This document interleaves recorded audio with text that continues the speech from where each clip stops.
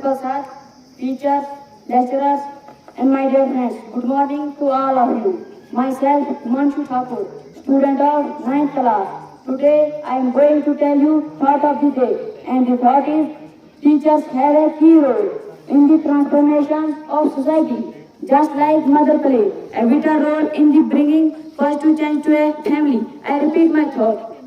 Teachers have a key role in the transformation of society, just like mother play a vital role in the bringing positive change to a family. Thank you.